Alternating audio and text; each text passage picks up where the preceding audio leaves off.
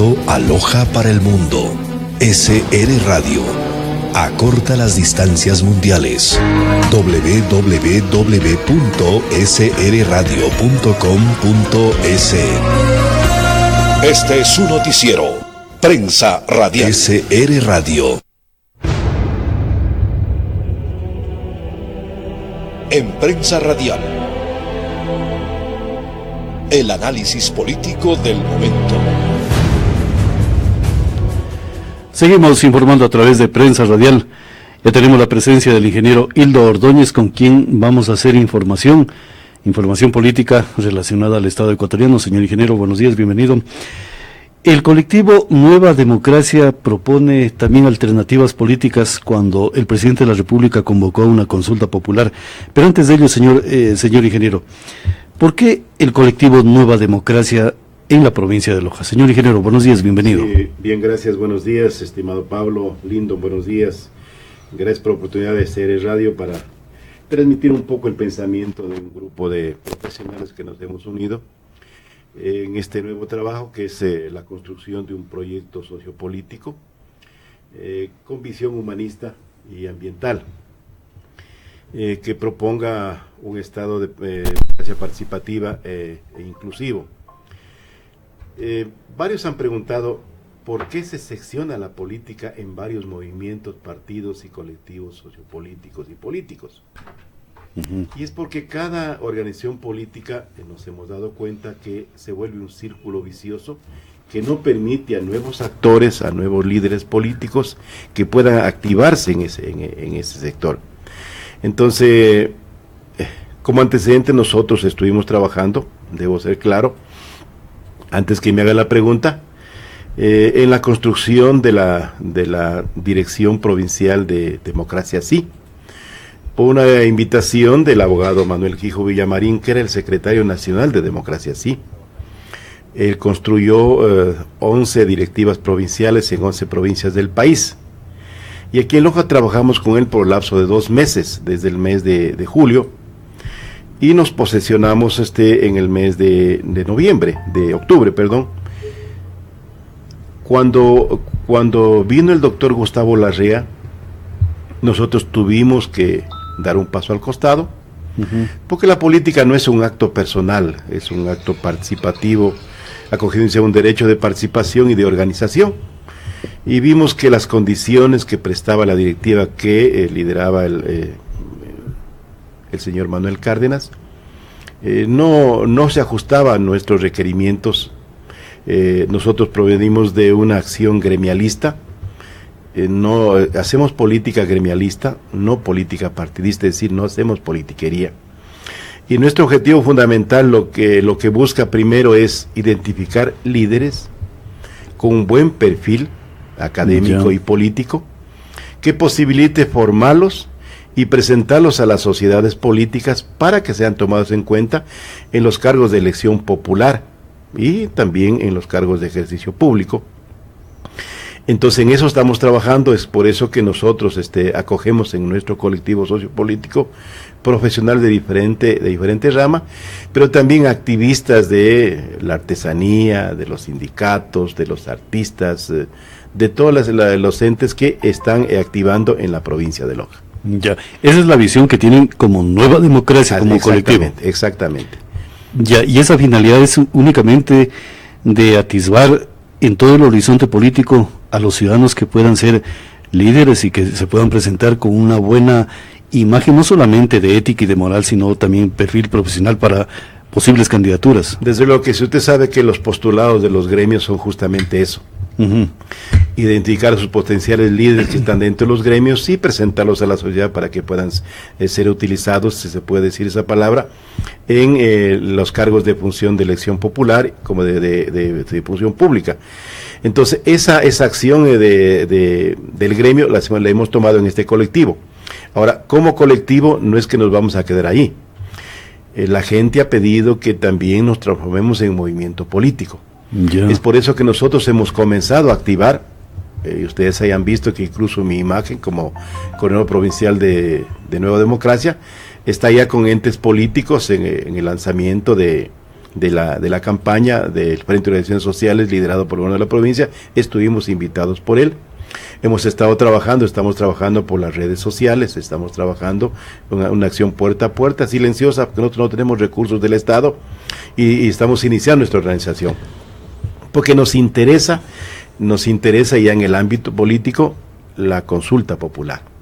Ya. Sabemos que la consulta popular, como algunos refieren, no corresponde a la propuesta que planteó Lasso, sino a una necesidad que plantearon en los diálogos convocados por el presidente de la República, quienes realmente se sienten lesionados en sus derechos, quienes ven cómo la impunidad campea en el país y quienes están pensando que el Estado requiere ser participativo, que las leyes que se han planteado realmente no se están ejecutando.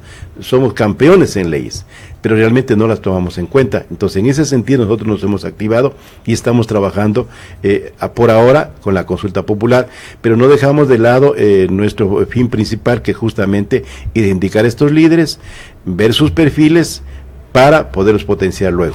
Pero, ingeniero, cuando usted habla, por ejemplo, y hablaba al inicio de esta entrevista, el tema de la política social también es el interés del Estado y también de los ciudadanos determinar cuál es el nivel de ejecución, no solamente en norma constitucional, sino jurídica, para bienestar de ese pueblo. Entonces, significa estudiar la política del Estado. Claro que sí. Nosotros tenemos un área de capacitación y justamente estamos ya postulando para las escuelas de formación política, estudiar el Código de la Democracia y el marco legal ecuatoriano. Uno, para poder intervenir, tiene que estar un poco asesorado de qué es lo que va a hablar y sobre qué temas va a conversar. Entonces uno no puede presentarse en un medio de comunicación en representación de un colectivo de orden académico, sobre todo, porque es un alto nivel que tienen los compañeros, y decir cualquier cosa. Y sobre todo personalizar las cosas. En política las cosas no son personales, no son ni suyas, Pablo, ni mías. Son del Estado. Exactamente, uno representa a un colectivo, a una sociedad que está buscando reivindicar sus derechos. Y esos derechos están dentro de la Constitución. El derecho a organizarse, el derecho de participar, el derecho de elegir y ser elegido, es lo que nos conlleva justamente a este tipo de organización.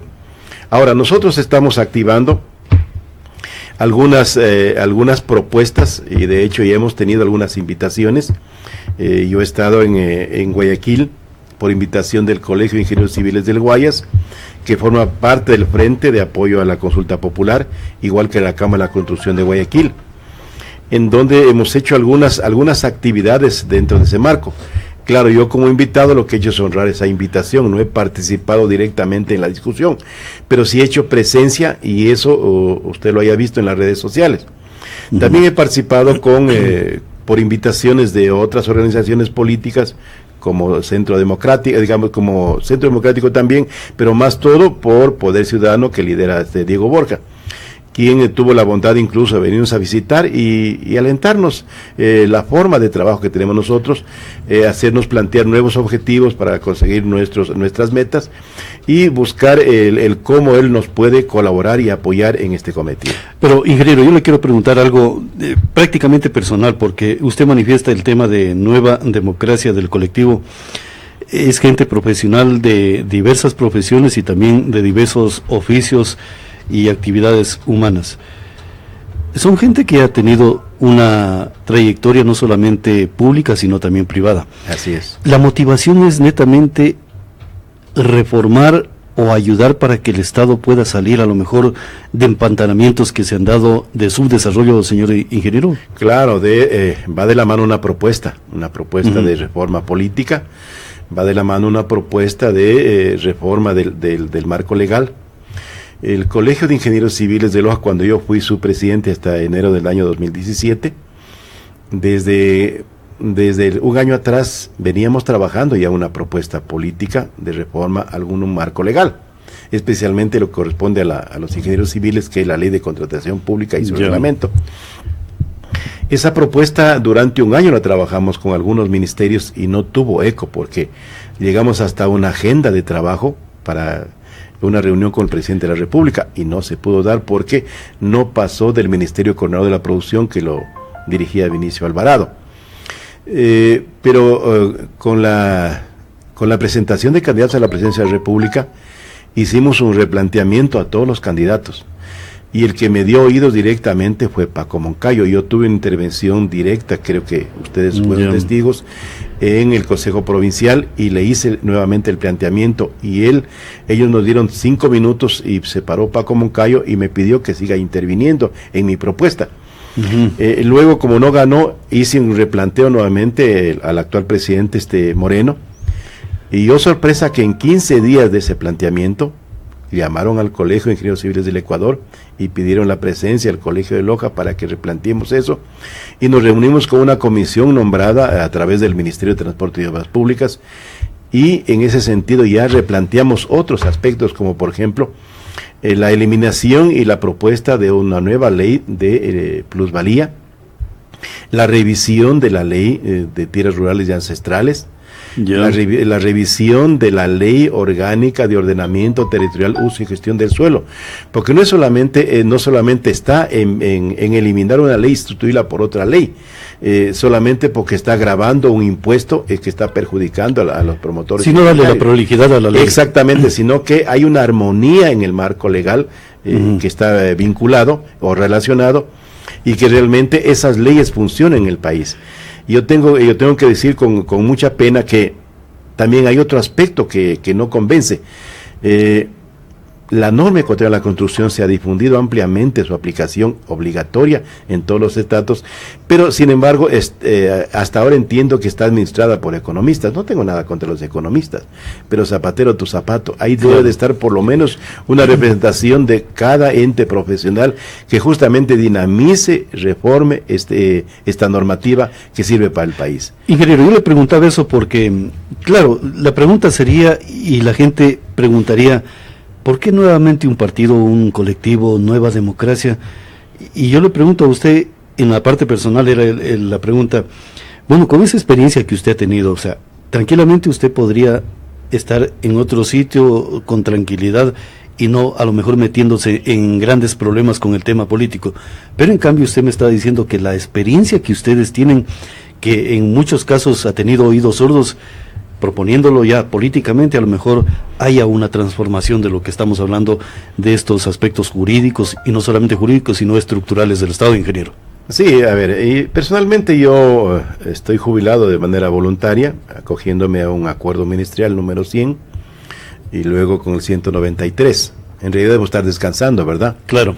Pero cuando uno está metido en el gremiarismo, le gusta el beneficio, el apoyo a los demás, creo que no puede quedarse sentado. Además, yo no tengo una edad tan avanzada, yo tengo 64 años, y si hay un pedido de personas interesadas en buscar un cambio, en buscar nuevas alternativas, en buscar nuevos liderazgos, creo que uno está en el deber de apoyar. No, y más que todo, la experiencia que usted tiene para poder reformular aspectos jurídicos, por ejemplo, la ley de contratación pública, que sería interesante, porque estamos hablando de normativa, que en muchos casos algunos legisladores desconocen, por ejemplo, el trabajo que tienen que soportar los ingenieros, los arquitectos y todo el tema de la construcción de un Estado.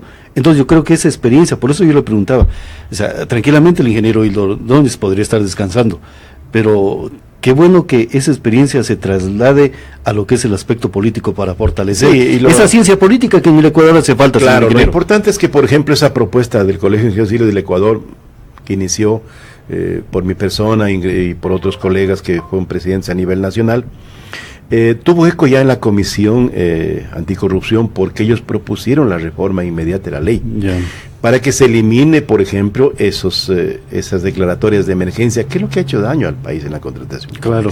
No hay participación, realmente los colegas no tienen trabajo. Son contratos que no tienen la capacidad los colegas de presentar sus garantías, y son entregados directamente a dedo porque son por emergencia. Emergencia tiene que ser mediante un catálogo de emergencia, por eventos antrópicos o por eventos causados por el hombre, o de origen natural, perdón. En ese sentido tiene que haber un catálogo. No puede ser que porque yo tengo la urgencia de posiblemente gastar un presupuesto, yo declare en emergencia. Cualquier ministro puede declarar en emergencia y contrate directamente. No puede ser eso. Para eso ya la ley dispone de trámites especiales. Claro, usted me está diciendo... Cotización, licitación, y no declarar en emergencia para dar directamente a un constructor, a una compañía constructora que posibilite esa construcción. Claro, ese son errores justamente de actuación, de interpretación de la ley que ha venido el anterior gobierno actuando, ¿no? El otro son las invitaciones directas que están al arbitrio del ordenador de gasto, en este caso, que serían directores, coordinadores, subsecretarios, ministros, que contratan directamente ciertos montos. Para nosotros todo debe ser mediante concurso, todo tiene que estar en el portal de compras públicas, y todo tiene que haber una participación amplia de todos los profesionales. Claro, y para garantizar también la obra. Exactamente, para garantizar la participación de todos, sobre todo. Claro. Que todos compitan en igualdad de condiciones, y no que intervengan en desventaja. Entonces ahí no se está aplicando el derecho de participación de todos. No, buena perspectiva, y le preguntaba eso porque me gustaba conocer de profundidad por qué Nueva Democracia y por qué entender lo que ustedes nos van a explicar, por ejemplo, de la consulta popular, cómo entender esa consulta popular de acuerdo a la visión de Nueva Democracia. Nueva Democracia porque hemos visto que no hay una democracia participativa. Se ha encerrado simplemente la palabra democracia y no hay participación de todos. Todo movimiento, todo partido, todo colectivo tiene que abrir sus puertas a todos, incluso de gente de diferente pensamiento, porque eso contribuye a construir mejor propuestas y proyectos. Nosotros estamos abiertos, somos de tendencia izquierda, pero no estamos definiendo ni izquierda, derecha, ni centro, no, de tendencia de izquierda, pero por nuestro pensamiento ideológico político. Claro, usted está aplicando... Pero abrimos las puertas para que todo el mundo pueda participar y proponer. Claro, y usted está aplicando una lógica, por ejemplo, de su experiencia como ingeniero civil en la construcción. Claro, la arena tiene su propia ideología, el ladrillo tiene su propia ideología, el cemento su propia ideología, pero si se unen esos tres elementos, se puede edificar una construcción y dar seguridad y albergue. Claro, acá es lo mismo. Exactamente. Eso es bueno, señor ingeniero. Entonces ahora yo le consulto, ¿cómo piensan ustedes sobre las 7 preguntas del presidente de la República actual? Bueno, para nosotros la consulta popular es una puerta que se abre, entiendo que es la primera puerta que se abre a la democracia, a que la gente se pueda expresar, el mandante pueda tomar las decisiones. Desde luego hay que invitar que la gente estudie las preguntas, los anexos, para que vea realmente cuáles son los cambios que se van a dar en el país. Es necesario, por ejemplo, que se respete el derecho a la alternabilidad, para que ninguno actúe en desventaja. Yo, por ejemplo, hubiera querido, y yo estoy por el sí 7 veces sí, pero hubiera querido que, por ejemplo, en la pregunta de eliminación de la elección indefinida, no haya ese proceso de por una sola vez, sino que sea por lo menos pasando un periodo. Ese creo que fue el espíritu de Montecristi, justamente, la Constitución. Claro. Y eso lo cambiaron por una decisión del anterior presidente con la Asamblea Nacional, porque ni siquiera eso fue consultado al pueblo. Entonces, en ese sentido, hay un proceso de participación libre de todos, porque si usted, Pablo, está de alcalde o de presidente de la República y se lanza para la reelección, usted está actuando con ventaja. Claro. Que tiene todos los recursos logísticos y económicos disponibles para ese accionar, frente a otro que podrá tener mucho apoyo, pero que no tiene los recursos para poder trabajar esa candidatura. O ponerle más control, como por ejemplo en los Estados Unidos el proceso de una reelección del presidente. Exactamente. Tiene un control muy exhaustivo para que no se pueda utilizar los recursos del Estado, y además de ello, o sea, hay una protección que les dan, pero por la calidad y condición de presidente, pero nada más. Exactamente. Y yo creo que allí sería importante. Pero, ingeniero, cuando hablamos de ese tema de la reelección, pero también hay otros tópicos en las preguntas muy interesantes, por ejemplo, el tema de que un ciudadano que haya sido detectado en aspectos de corrupción, que no puede ser únicamente económica, sino también administrativa, de lo que yo interpreto también esa pregunta, no puede contratar con el Estado, no puede ser candidato a dignidad alguna dentro del Estado ecuatoriano. ¿Cómo la ven ustedes a esa posibilidad de esa pregunta? Bueno, creo que incluso los que están por el no en este rato, están propiciando el apoyo a esa pregunta.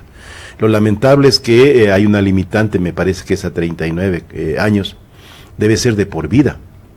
Una persona que le robó al Estado, no solamente le robó al Estado, le robó las aspiraciones, truncó las aspiraciones de la familia, de los jóvenes, de los niños, porque justamente le está quitando la forma de acceder a participar en los procesos que tiene derecho el ciudadano.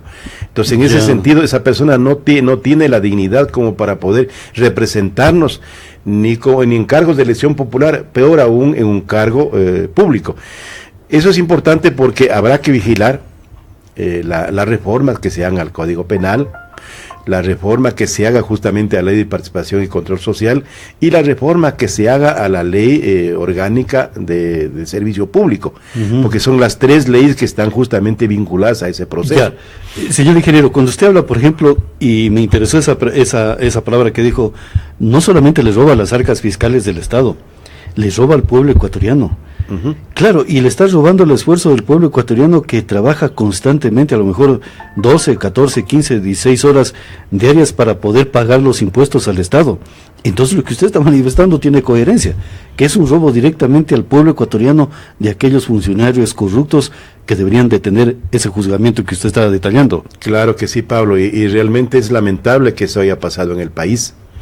No debiera haber una ley que defina eso. Debe ser la ética personal y la ética pública que propicie que la gente realmente se respete primero, respete a los demás y respete las cosas del Estado. Ahora, señor ingeniero, ¿cómo quedan los actos administrativos que en el momento que usted presenta un documento para que se canalice en un debido proceso, ya sea de reclamación, ya sea de solicitar los beneficios que da una institución o simplemente una reclamación jurídica? ¿Qué pasa cuando esos documentos administrativos son alterados de manera dolosa? Eso también es un acto de corrupción, señor ingeniero. ¿Cuál debería ser también la sanción? ¿Similar al acto económico o tendría otro tratamiento, señor ingeniero? Entiendo que ese tema también debería considerarse en la reforma a la ley. Porque realmente es igual un acto de corrupción. Claro. No puede ser que una persona que no tenga ética personal pueda alterar documentación y está perjudicando igual al Estado. Y al perjudicar al Estado igual está perjudicando a una familia. Y a través de esa familia está perjudicando a todas las familias que están vinculadas. Entonces esos actos son falta justamente de ética personal. Y realmente en el país incluso tiene que la ley de educación reformarse, porque tiene que volverse a entregar la materia de moral y ética que había antes, que creo que usted y yo la celebramos, claro, ¿verdad? Exacto. Y realmente no sé por qué en la reforma se la quitó en el pensum académico.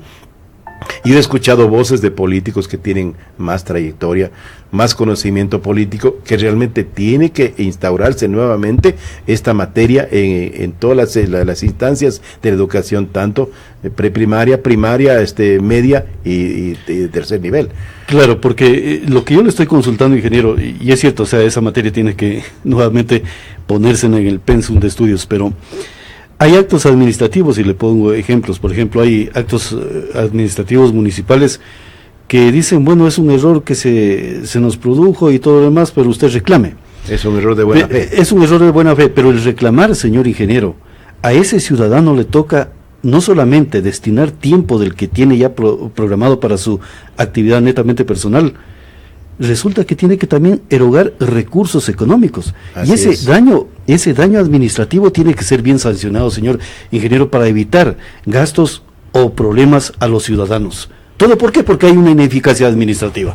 Bueno, yo he lamentado porque en lo local también está pasando eso, y no me voy a referir por ciertas razones personales.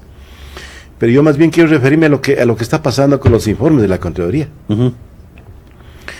No puede ser que informes que no devengan de la autoridad competente circulen y la gente se arme un criterio personal y lo siga compartiendo esa distorsión. Tienen que ser en ese caso tienen que ser documentos oficiales que posibilitan la veracidad de las personas. Entonces, en ese sentido, su pregunta tiene mucha pertinencia, porque realmente ese es un acto de corrupción.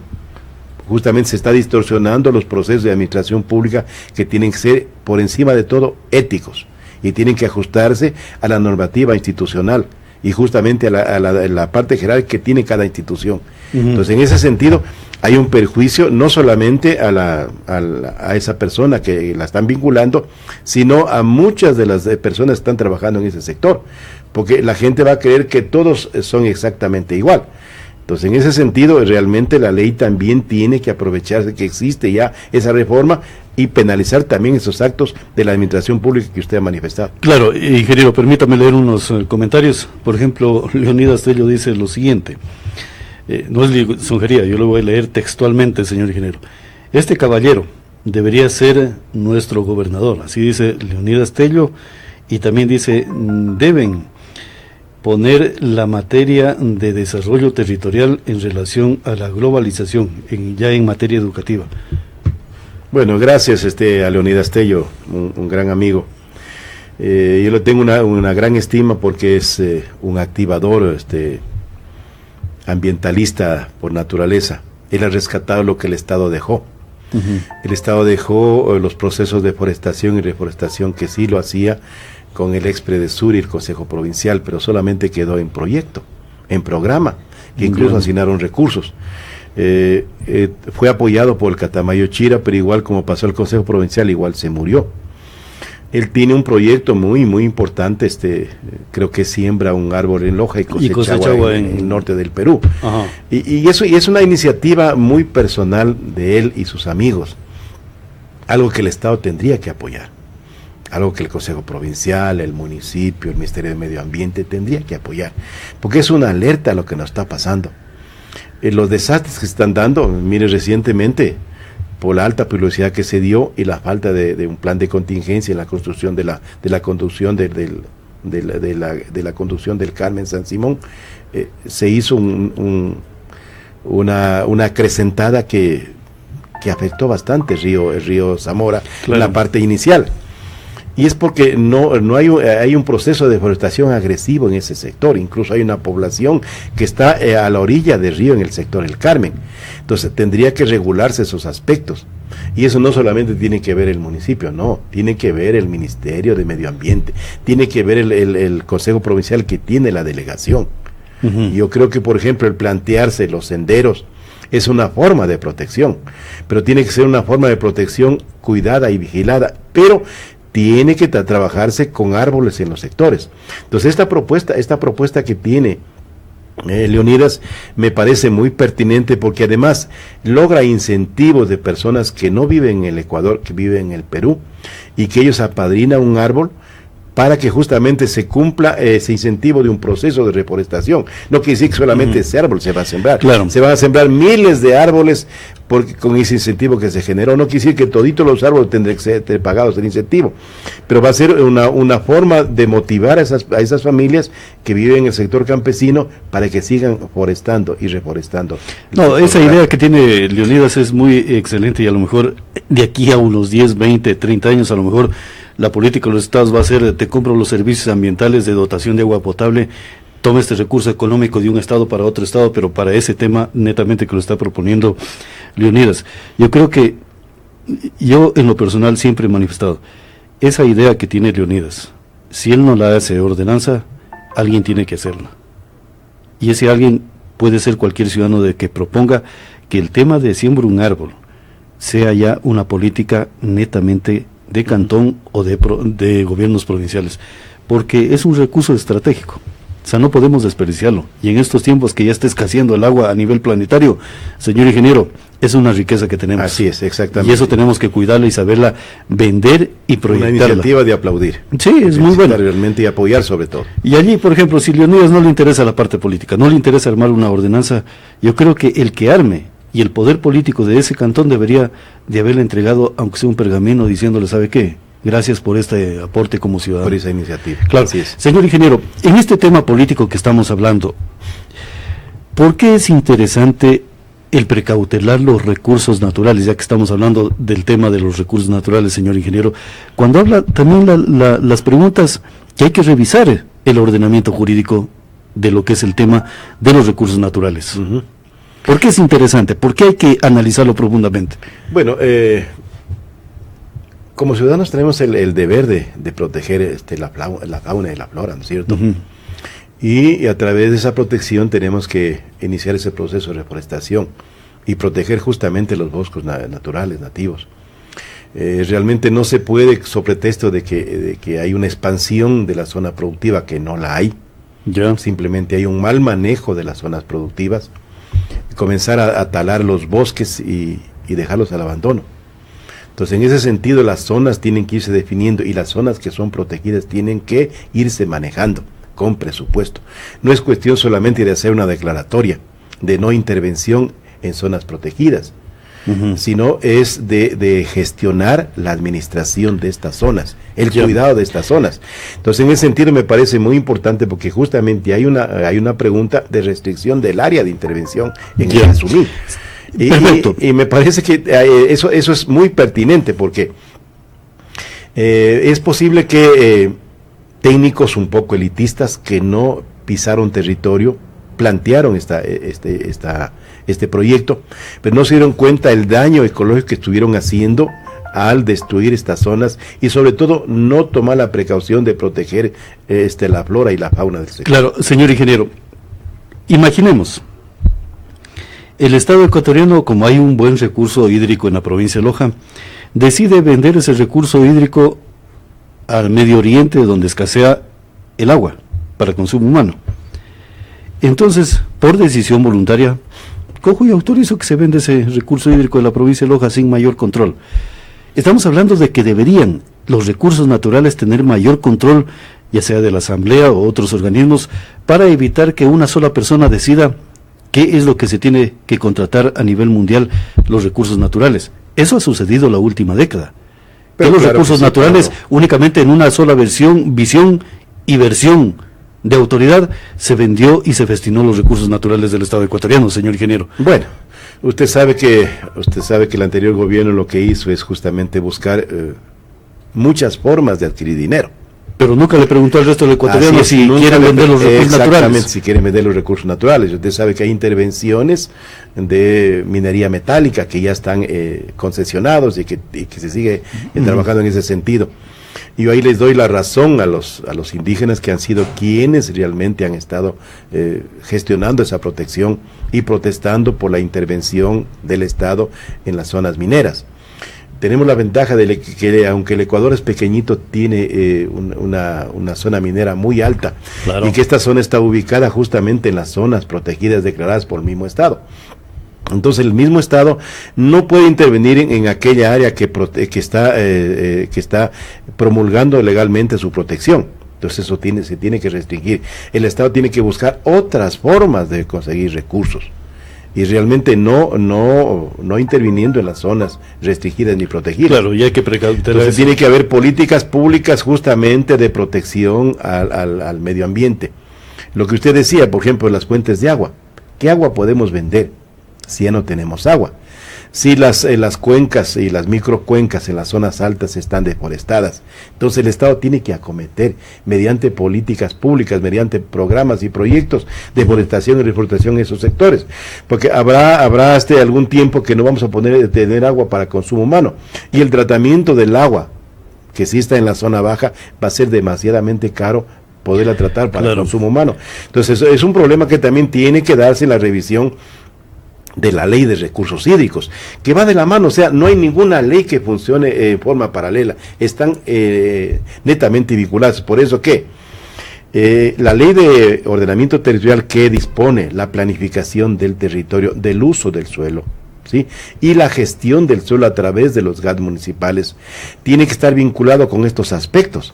Claro. Que no es solamente, porque incluso tiene que gestionarse los asentamientos humanos que están por doquier. Alguien se pelea y acomete en otra comunidad y forma otra población.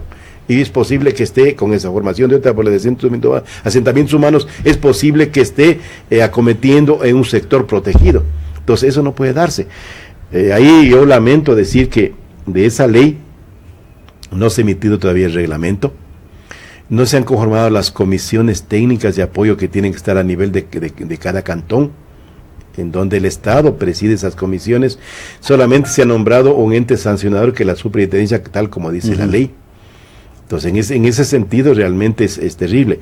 Y hay otra cosa allí. El Ecuador es un país de alta sismicidad, somos muy vulnerables. Por la cantidad de volcanes que tenemos. Por las fallas geológicas. Exactamente, que somos muy, muy vecinos. Esa ley, me parece que en el artículo 84 dispone las certificaciones de habitabilidad de las viviendas que están ya construidas y de las viviendas que se van a entregar, que se van a construir. Eso no se ha dado. En algunos municipios ya lo están dando porque incluso hay una inspectoría externa. La ley dispone que los municipios pueden delegar a los gremios profesionales esa actividad. Y yo entiendo que lo están haciendo, quiero entender que lo están haciendo de manera directa, por invitación directa en el municipio. Pero no se ve, yo he visto como profesional que existen procesos de construcción que no tienen ningún control y que realmente ni siquiera se aplica la norma de la construcción.